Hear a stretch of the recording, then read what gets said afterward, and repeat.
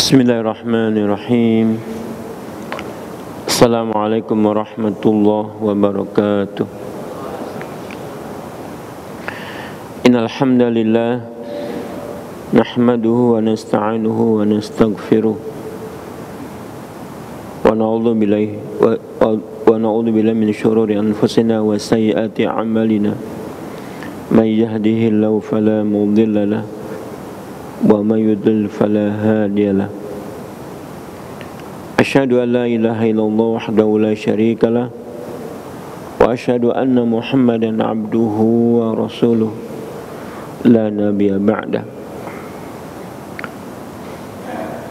Allahumma shalli wa sallim wa barik ala nabiyyina Muhammad wa ala alihi wa sahbihi wa man tabi'ahu bi ihsan ila yaumiddin. Allahumma la sahla illa ma ja'altahu sahla wa anta taj'alul hasna idza syi'ta sahla. Kama rahimakumullah, usikum wa nafsi bittaqwallah wa ta'atihi faqad faza man ittaqa. Yaqulu ta'ala fi kitabil karim, a'udzu billahi minasyaitonir rajim. Ya ayyuhalladzina amanu ittaqullaha haqqa tuqatih wala tamutunna illa wa antum muslimun. Syukur alhamdulillah, kita bersyukur pada kesempatan maghrib hari ini kita masih diberikan kesehatan dan kesempatan, dua nikmat yang kebanyakan manusia lalai darinya. Kita bisa memanfaatkannya, dua nikmat ini, dalam aktivitas ibadah kita, terutama pada maghrib hari ini. Kita bisa tunaikan sholat maghrib dan kesempatan kita gunakan untuk dzikrullah, mengingat Allah Subhanahu wa ta'ala dengan cara duduk di majelis ini. Mudah-mudahan hadirnya kita di majelis ini paling tidak mendapatkan rahmat Allah Subhanahu wa ta'ala. Amin ya rabbal alamin. Sebagaimana yang dikatakan oleh Nabi, tidaklah berkumpul satu kaum dari rumah-rumah Allah melainkan diturunkan rahmat, dinaungi oleh para malaikat, dan diberikannya sakinah. Kemudian namanya disebut oleh Allah Subhanahu wa ta'ala di sisinya. Mudah-mudahan kita meraih pahala bermajelis seperti yang disabdakan Rasulullah SAW. Salawat dan salam senantiasa tercurah buat baginda Nabi kita Muhammad SAW, yang telah diutus membawa agama yang benar, satu-satunya untuk dimenangkan di atas seluruh agama, sehingga agama Allah menjadi satu-satunya yang dipeluk oleh umat manusia. Salawat dan salam senantiasa juga tercurah buat keluarganya, buat para sahabatnya, buat para tabi'in, kemudian siapa saja yang terus tegak melaksanakan dinul Islam hingga hari kiamat kelak. Jamaah yang berbahagia, hari ini kita membahas masalah akidah Thahawiyah. Langsung saja sampai bab terakhir tentang asma wa sifat, tauhid asma wa sifat. Jadi kita sudah membahas masalah tauhid uluhiyah, tauhid rububiyah, dan kemudian tauhid uluhiyah. Kemudian sebagian sifat-sifat dan nama-nama Allah kita terangkan, terutama yang menyangkut adanya perbedaan di kalangan umat. Ini kesempatan yang terakhir untuk asma wa sifat. Kalau sebelumnya kita membahas tentang dalil-dalil tentang penetapan bahwa Allah itu tinggi dan di atas, sekarang kita membahas ba'du kalamis salaf fi itsbatil ulu, sebagian perkataan ulama-ulama salaf dalam perkara penetapan Allah yang maha tinggi. Bagaimana kalau ada orang yang mengatakan, lagi-lagi ya, kita mesti menyebutkan Allah itu ada di mana-mana. Pernyataan itu barangkali sebagian menganggap tidak apa-apa, tapi dibandingkan dengan nas Al-Quran dan hadis dan pendapat ulama, itu kalimat bertentangan. Nah, kita sudah sampaikan ada 18 dalil tentang Allah itu maha tinggi. Nah, sekarang bagaimana pernyataan salaf? Wa kalamu salaf fi isbati sifatil ulu katsirun jiddan. Faminhu ma ruya Syekhul Islam Abu Ismail Al-Ansari fi kitabi Al-Faruq bisanadihi ila Abi Muti' Al-Balqi annahu sa'ala Abu Hanifah amman qala la arifu rabbi fi sama' am fil ard. Pernyataan salaf di dalam penetapan sifat al-ulu banyak sekali. Di antaranya apa yang diriwayatkan dari Syekhul Islam Abu Ismail Al-Ansari. Dia adalah Abu Imam Al-Hawari sahibu Manazil Sa'irin.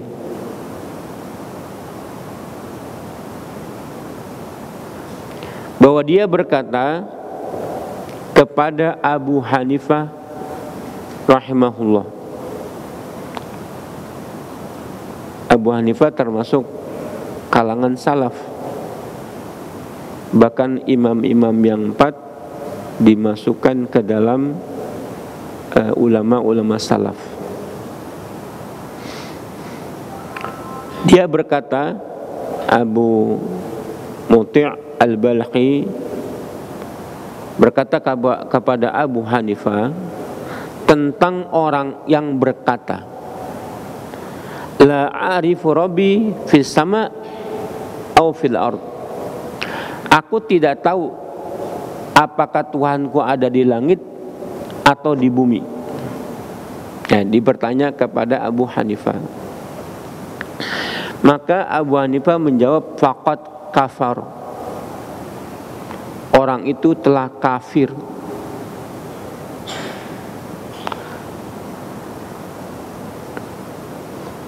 Tegas mengatakan Abu Hanifah, orang itu telah kafir. Li'anna Allah yaqul, a'udzubillahi minasyaitonir rajim, ar-rahmanu 'alal arsy istawa. Karena Allah berkata dalam firman-Nya, ar-rahmanu 'alal arsy istawa. Ar-Rahman, Allah berada di arsy, bersemayam. Surat Toha ayat 5. Nah, wa arsyu fawqa sab'a samawat, dan arsy-Nya Allah ada di atas langit ke-7. Nah, berarti barang siapa yang aku tidak tahu Allah ada di mana, di langit atau di bumi, padahal Allah mengatakan Allah berada di langit yang 7 di atasnya, maka itu telah kafir. pernyataan salaf dan diamini oleh seluruh ulama-ulama salaf.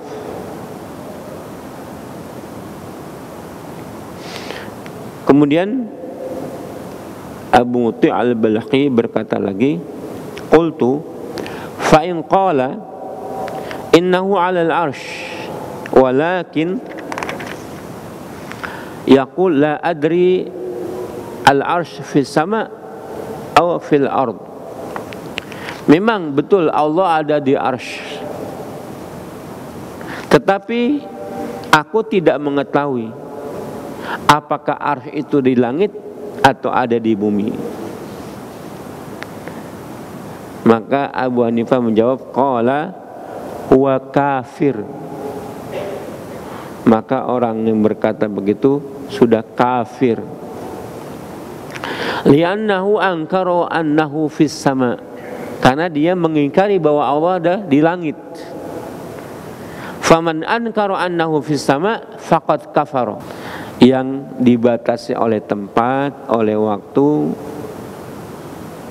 maka Asy'ariyah menganggapan Allah ada di mana-mana, tidak ada yang ketahui, tidak ada yang tidak diketahui. Pokoknya Allah ada di mana-mana. Nah, itu disamakan dengan makhluk. Barang siapa yang mengatakan Allah sama dengan makhluk, faqad kafara. Yang menganggap Allah itu sama dengan makhluk ada mujassimah, maka mujassimah kafir. Memang menurut Ahlussunnah mujassimah kafir karena dia mengatakan Allah seperti punya jasad seperti makhluk, mengatakan sama. Mujassimah adalah kelompok yang menyamakan Allah dengan makhluk. Barang siapa mengatakan Allah ada di langit, berarti bertempat tinggal. Kalau bertempat tinggal Allah berarti sama dengan makhluk. Itu anggapan Asy'ariyah dan yang semisalnya dengan mereka. Nah, Ahlussunnah wal Jamaah mengatakan sebagaimana Allah katakan di dalam Al-Quran. Misalnya Ar-Rahmanu 'ala arsy istawa. Allah Ar-Rahman ada di atas arsy, sudah cukup, titik. Dengan tidak mengatakan bagaimananya. Nah, maka Abu Hanifah sebagai dikutip di sini oleh Imam Abu Ja'far at-Tahawi sebagai pernyataan salaf, maka barang siapa berkata, oh, aku tidak tahu bahwa arsy itu ada di langit atau di bumi, maka dia sudah kafir.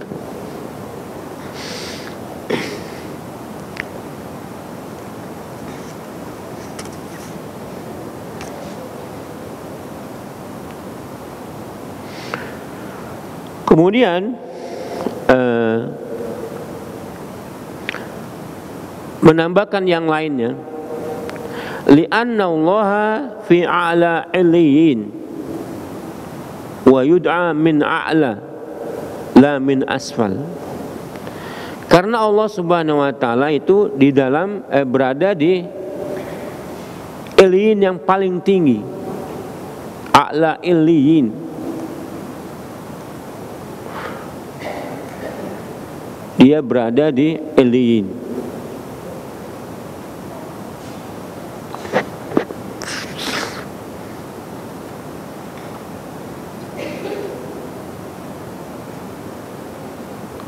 Kemudian Allah diseru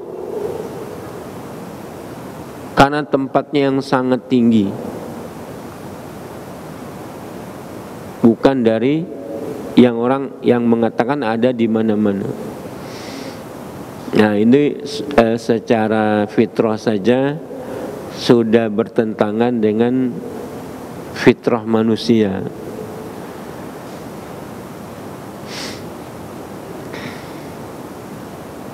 Wala yultafat ila man ankara dzalik mimman yantasib ila madhab Hanifah, Abu Hanifah. Tidak benar orang yang beranggapan itu, yang mengatakan bahwa aku tidak mengerti Allah ada di langit di bumi, dia menintisabkan, menyatakan diri sebagai pengikut madhab Abu Hanifah. Padahal Abu Hanifah berkata seperti ini, yaitu kafirlah orang yang mengatakan Allah ada, tidak tahu apa arsy itu ada di langit atau di bumi. Memang kebanyakan madhab-madhab yang menyeleneh bahkan menyimpang itu suka mengatasnamakan pendapatnya dikutip dari Abu Hanifah, bahkan Imam Malik, Imam Syafi'i dan Ahmad. Sementara akidah mereka menyimpang dari akidah salafus saleh itu.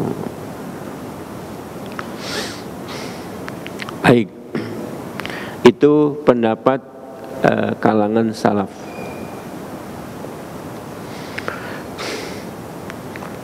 Sekarang kita bahas masalah i'tiradu wa jawabu.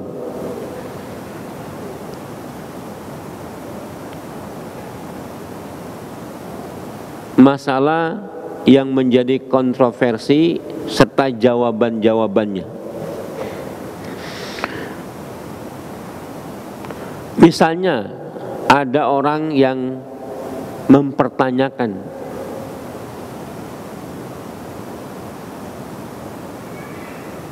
dalam masalah Allah ada di atas atau Allah yang berada di atas makhluknya. Qala ta'ala nazala bihi ruhul amin ala qalbika litakuna minal mundirin bilisanin arabiyyin mubin. Al-Quran ini diturunkan oleh Ruhul Amin. Siapa Ruhul Amin? Malaikat Jibril. Ala qalbika litakuna minal mundirin, ke dalam hatimu ya Muhammad agar engkau menjadi pemberi peringatan. Bilisanin arabiyyin mubin, dengan bahasa Arab yang terang.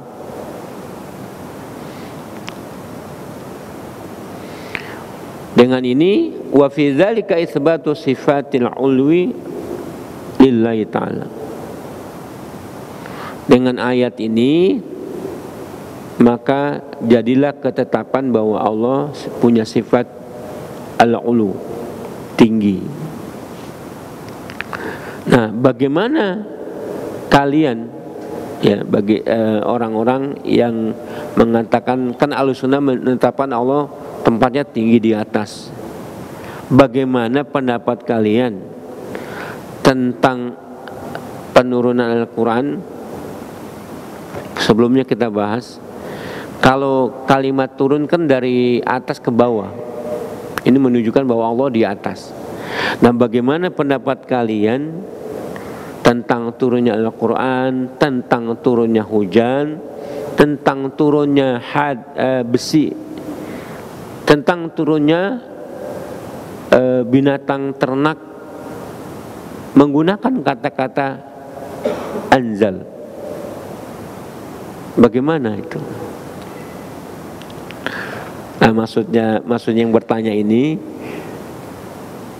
kalau Allah ditetapkan maha tinggi karena menggunakan kata-kata menurunkan, pada kata menurunkan digunakan pula buat hadis, buat besi. Besi itu tidak diturunkan dari langit. Begitu juga hujan. Begitu juga bahkan yang paling jelas 8 hewan ternak ada di dalam Al-Quran. 8 hewan ternak. Nah, jawaban kita mesti kita kembalikan kepada Al-Quran. Jawabnya, anna inzalul Quran fihi madhkur annahu inzalum minallah. Tentang turunnya Al-Quran sudah disebutkan oleh Allah Subhanahu wa taala bahwa dia Al-Quran itu diturunkan dari Allah Subhanahu wa taala. Qala ta'ala Hamim tanzilul kitabi minallahil azizil hakim. tanzilul kitabi minallahil azizil alim. Hamim, inilah Al-Quran yang diturunkan dari Allah yang maha perkasa dan maha mengetahui. Begitu juga dalam surat Zumar, Az-Zumar ayat 1. Tanzilul kitabi minallahil azizil hakim. Kitab yang turun dari sisi Allah yang maha perkasa lagi maha bijaksana. Itu pasti turunnya Al-Quran. Adapun turunnya air hujan, wa inzalul matar muqayyad bi annahu munjilu minas sama. Adapun turunnya hujan itu masih global. Terkadang disebutkan turun dari langit, sebagaimana firman Allah, anzala minas sama'i ma'a. Allah menurunkan dari langit air. Wasama, sama itu tempatnya tinggi. Nah, di tempat yang lain dari Al-Quran bahwa hujan itu diturunkan dari muzni. Wa anzala minal muzni. Wal muznu as-sahab.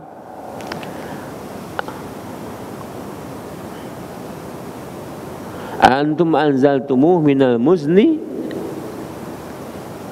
Apakah kalian yang menurunkan air hujan itu? Nah, bahwa muzni itu artinya adalah sahab, bukan langit lagi. Dari sahab, dari air, dari awan. Di tempat yang lain Al-Quran menyebutnya annahu munazzalun minal mu'sirat. Kadang-kadang disebut juga al-mu'sirat. Al-mu'sirat itu nama lain daripada awan.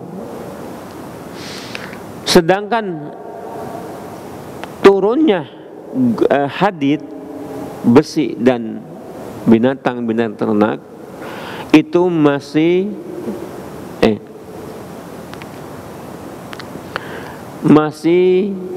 mutlak.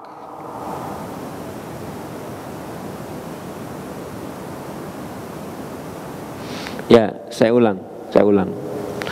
Turunnya air hujan itu sudah muqayyad, dibatasi dari langit dan dari awan. Mananya kita bisa mengertikan atas, dari atas. Tetapi kalau hadid, besi dan hewan ternak menggunakan kata muzil itu masih mutlak. Nazala masih mutlak. Maksudnya masih bisa berarti bukan dari atas. Tetapi penggunaan mutlak itu kalimat turunnya Al-Quran, turunnya air hujan, turunnya hadid. Kalimat hadid, wa anjalna hadida fihi basun syadidun wa manafi'ul linas. Kata-kata inzal juga. Binatang ternak, wa anzala lakum thamaniyata azwaj, masih menggunakan kata anzal, turun. Bagaimana ini bisa bersamaan kalian mengatakan ini turun, yang ini turun juga? Kenyataannya injalnya Al-Quran bersama dengan injalnya mator hujan berbeda dengan injalnya hadits. Bagaimana diartikan Allah menurunkan Al-Quran, jadi Allah ada di atas? Bagaimana tentang besi? Nah, itu pertanyaan mereka.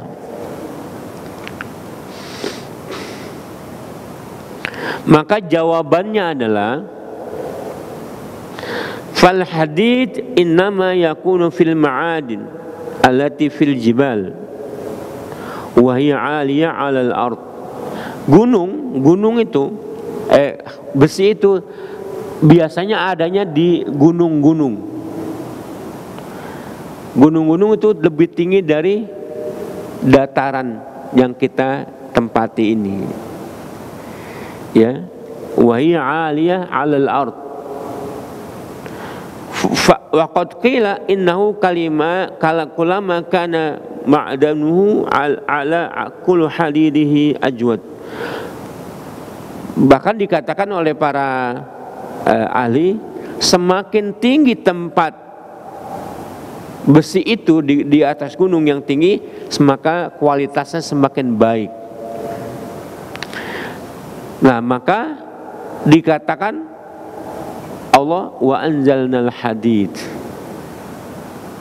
menggunakan kata anzala. Bagaimanapun itu di bumi juga, tetapi dalam bagian bumi yang lebih tinggi, gunung. Dengan begitu diturunkan hadid, maksudnya dari atas ke bawah. Sedangkan binatang-binatang yang ternak yang menggunakan kata anzal, bahwa binatang-binatang ternak diciptakan berdasarkan perkembangbiakannya. Sudah lazim bagi kita bahwa binatang ternak beranak yang betina.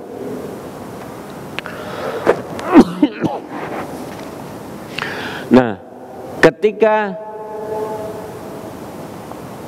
yang jantan mengawini yang betina, Allah menggunakan kata-kata anzal. Maksudnya adalah ketika kawin, maka yang laki-laki betina menurunkan air spermanya sampai ke rahim betinanya. Itu menurunkan.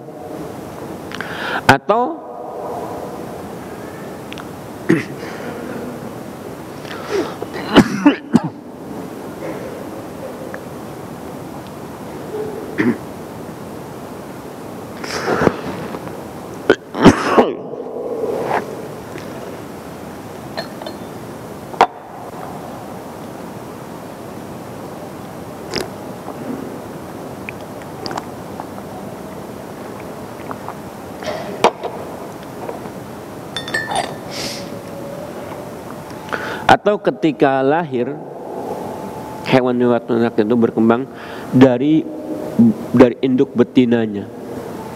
Dikatakan bagaikan seolah-olah melahirkan dari rahim induknya turun ke bawah, melahirkan. Nah, digunakan kata-kata anzal, tidak dikatakan nazzal. Nah, ini perbedaan bahasa. Anzala dengan nazzala beda.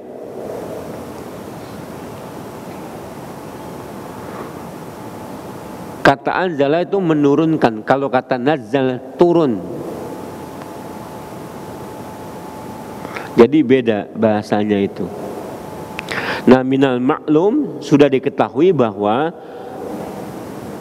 binatang-binatang itu ketika mengawini berada seperti di atas dari yang laki-laki betina, bejantan di atas betinanya, kemudian menurunkan air maninya. Maka dikatakan wa anzalalakum minal an'am, bukan nazzala tapi anzala. Maka kalimat nazal tidak dipakai dalam mensifati kata betina yang dipakai oleh Allah Subhanahu wa ta'ala, kata anzala, untuk menerangkan bahwa yang betina melahirkan seolah-olah menurunkan anak-anaknya.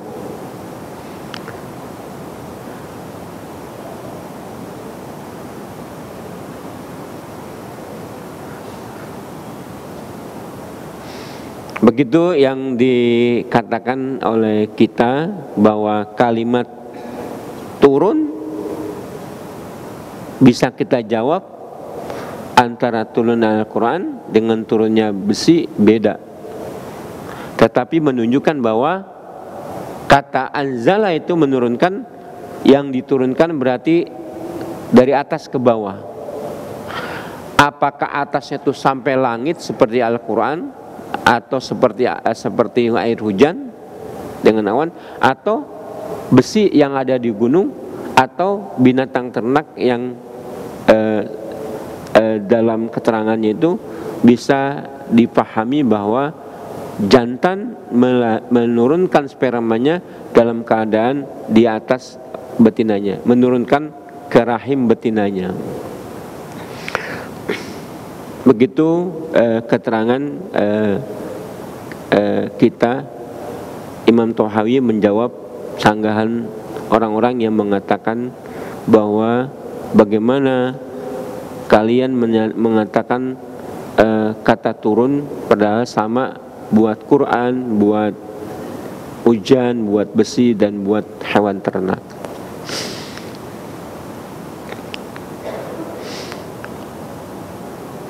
Baik, yang berikutnya araddu ala man ta'wala fawqiyah bil khairiyah.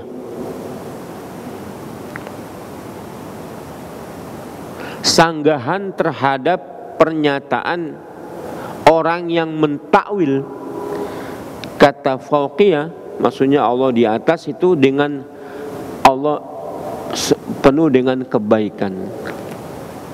Nah, ini kita bisa menduga biasanya memang orang-orang yang mengatakan Allah ada di mana-mana, dia tidak mau mengatakan Allah berada di atas. Kalau ada di atas sama dengan makhluk. Ahlussunnah sepakat yang mengatakan Allah sama dengan makhluk itu kafir, karena dia laisa kamitslihi syai'un. Nah, artinya kalau dikatakan Allah tinggi, itu maknanya Allah penuh dengan kebaikan. Kemahatinggian Allah diartikan dengan Allah penuh kebaikan. Nah, orang yang berkata begitu, dia tidak mau mengatakan Allah bertempat tinggal tinggi, maka diartikan Allah penuh dengan kebaikan. Nah, kita mesti menjawabnya. Wa man ta'awwala fawqa bi annahu khairun min ibadihi wa afdala minhum wa annahu khairun min al-'arsy wa afdala min, kama yuqalul amir fawqa wazir wa dinar fawqa dirham, fadzalika mimma tanfiru anhu al-uqulul salimah. Ya, bantahan terhadap orang yang mengatakan fawqiyah dengan kebaikan. Dan orang-orang yang mentakwilkan kata fauq di atas dengan arti adalah khair, bahwa Allah itu sangat baik kepada hamba-hambanya dan lebih afdal daripada hamba-hambanya.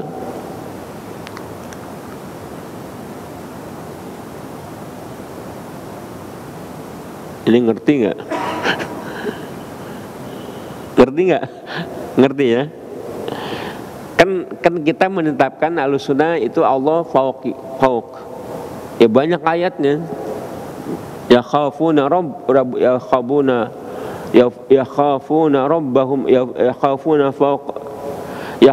rabbahum min fawqihim. Mereka takut malah para malaikat kepada Rabb mereka yang ada di atas mereka, itu ayat. Nah, Ahlussunnah menetapkan Allah itu fauq. Nah, orang-orang yang menyanggah ini mengatakan fauq itu artinya kebaikan. Kalau kebaikan kan tidak mengindikasikan Allah berada di tempat. Barang siapa mengatakan Allah berada di tempat, berarti bisa menyamakan Allah dengan makhluk. Itu bahaya kata mereka. Nah, kita jawab, barang siapa yang mentakwilkan fauq di atas itu dengan kebaikan, Allah baik dibandingkan hamba-hambanya, bahkan lebih afdal, itu Allah lebih baik dari arsy-Nya dan lebih afdal. Sebagaimana orang mengatakan pemimpin itu lebih baik daripada menteri-menteri, presiden lebih baik dari menteri, dinar lebih baik daripada dirham. Ini itu penuh dengan Allah kebaikan, baik dibandingkan hambanya, lebih baik daripada hambanya. Nah, itu sama saja dengan mengatakan ya bahwa tidak mengandung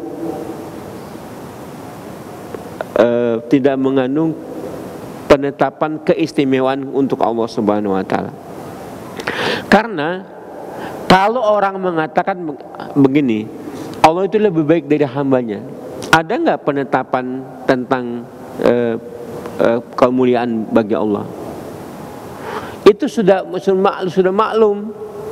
Allah lebih baik daripada hambanya, Allah lebih baik daripada arsy-Nya. Sama saja dengan orang yang mengatakan itu salju itu dingin, api itu panas, Rasul itu lebih afdal daripada seorang Yahudi. Yang demikian itu tidak mengandung pujian, tidak mengandung penghormatan dan pemuliaan. Bahkan kalimat itu menjadi ardalul kalam, menjadi kalimat yang paling buruk, bahkan bertentangan dengan logika. Nah, maka dengan kalimat Allah, artinya di atas sama dengan Allah yang Allah penuh dengan kebaikan, tidak mengandung pujian bagi Allah Subhanahu wa taala. Karena sama aja dikatakan salju itu dingin, api itu panas. Tidak mengindikasikan adanya pujian bagi Allah Subhanahu wa taala. Ya, kita lanjutkan sedikit.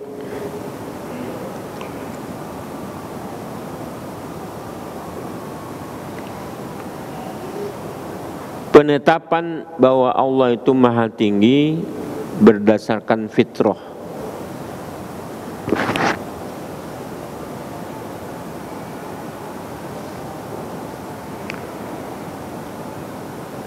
Wa amma thubutuhu bil fitrah fa innal khalqa jami'an bitoba'ihim wa qulubihim salimah yarfa'una aydihim 'inda du'a. Penetapan bahwa Allah itu maha tinggi, bahkan bukan saja sifat jatianya, tapi keberadaannya Allah itu di atas dan tinggi, karena kebanyakan karena sudah menjadi lumrah dengan tabiatnya manusia dan hati mereka yang lurus, bahwa mereka ketika berdoa mengangkat tangannya ke atas. Begini, bukan begini.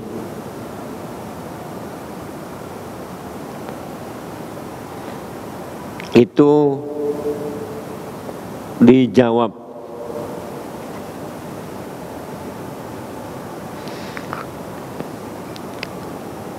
Itu karena kata mereka, karena itu kiblatnya orang berdoa adalah langit, sementara kiblatnya orang yang sholat itu adalah Ka'bah. Nah, kita jawab, inna qaulakum inna sama qiblatud liddu'a lam yaqulu ahadun minas salaf. Tidak ada seorang pun ulama salaf soleh yang mengatakan bahwa kiblatnya orang yang berdoa adalah langit. Kiblatnya orang yang berdoa adalah langit.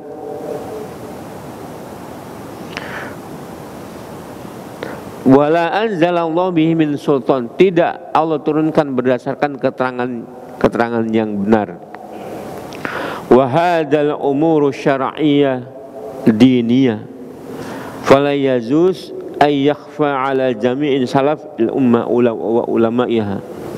Ini adalah perkara syar'iyyah diniyah, sudah dari sononya, sehingga tidak boleh seorang pun, apalagi ulama salaf, mengatakan itu seperti ini, yaitu kiblatnya orang sholat adalah Ka'bah, sementara kiblatnya orang doa adalah langit. Nah, yang kedua, Nabi SAW menghadap kiblatnya dalam doa ke Ka'bah. Jadi kiblat orang berdoa dan kiblat sholat itu sama.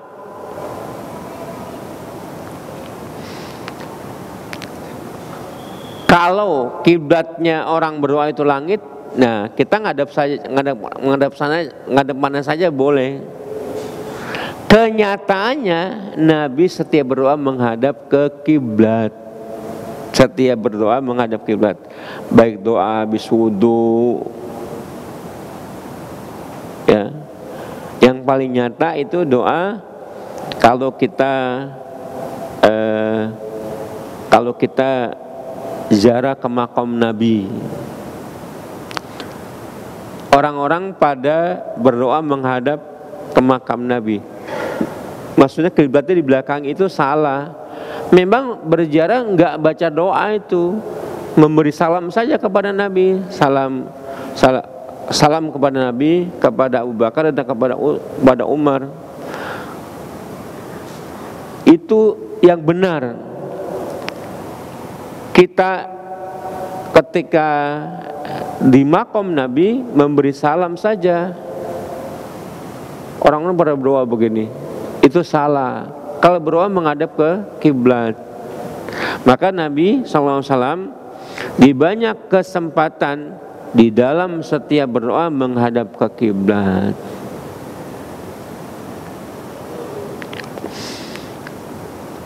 Faman qala inna lidu'a kiblatan ghairu kiblati shalah.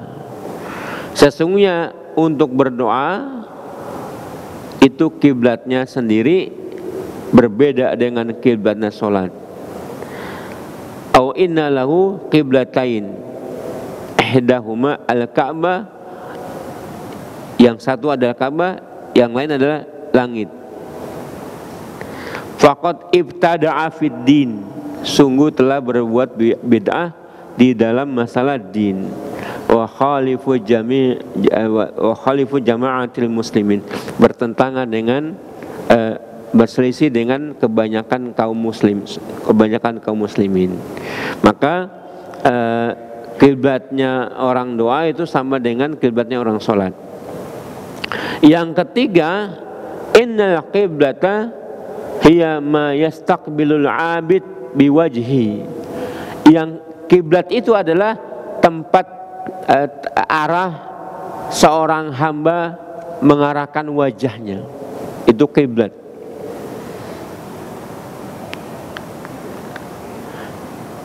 Kiblat adalah tempat seorang hamba mengarahkan wajahnya. Inni wajhatu wajhiya lilladzi fataras samawati wal ard.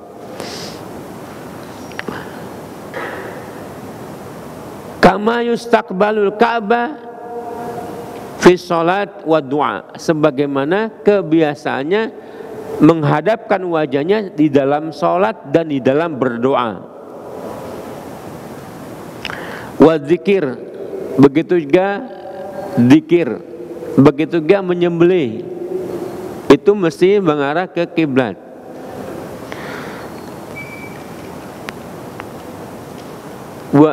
Dengan begitu dinamakan wijha, walikuli wijhatun wa muwaliha. Wal istiqbal khilaful istidbar, menghadap kebalikan daripada membelakangi. Wal istiqbal bil wajhi, ya, menghadap menggunakan wajah. Wal istidbar bil dubur, dan membelakangi dengan menggunakan belakang. Maka jawabannya adalah memang dalil fitrah bahwa Allah ada di atas. Kita setiap kali berdoa mengharapkan Allah menurunkan jawabannya, rahmatnya dari atas. Nah, itu secara fitrah memang Allah berada di atas. Nah, dengan begini kita sanggah yang mengatakan bahwa itu karena doa adalah kiblatnya orang, langit adalah kiblatnya orang berdoa. Salah.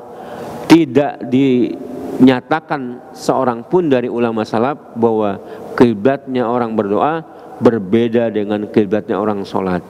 Kiblat doa, kiblat menyembelih, kiblat orang berzikir sama dengan kiblat sholat, yaitu menghadap ke Ka'bah. Dengan begini selesai jawaban kita.